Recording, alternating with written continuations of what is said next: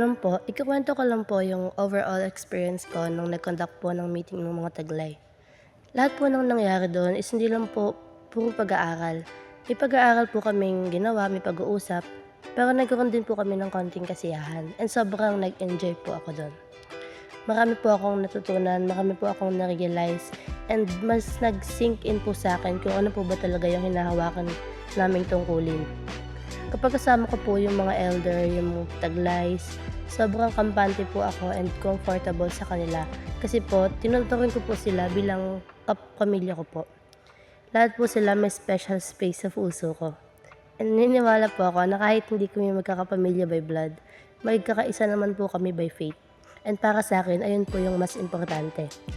So, ayun lang po yung overall na nakita ko nung nagkaroon po ng meeting ng mga taglay. Ayun po yung mga natutunan, na-realize ko. Ayun po yung mga bagay na nakita ko po while may meeting po kaming ginagawa. Yun lang po. Bye-bye. Shalom.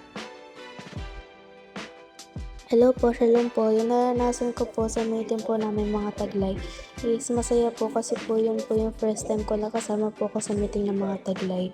And happy rin po kasi po binigyan po kami ng instructions para po sa kaayusan.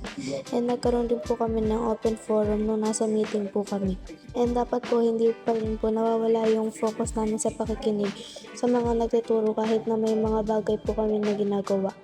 Ako po bilang bagong taglay po na si Kate, na feel ko po sa pagiging taglay is masaya po ako kasi po belong na po ako sa pagiging taglay. And yung nagtutulak po sa akin para tumulong sa mga tao is yung genuine care po. I feel po kasi na mas nagiging magkabuluhan po yung buhay or yung mga bagay na ginagawa po namin kapag nakakatulong ka po sa ibang tao. And hindi lang naman po para sa tao yung ginagawa ng mga taglay, kundi para po kay Yahweh.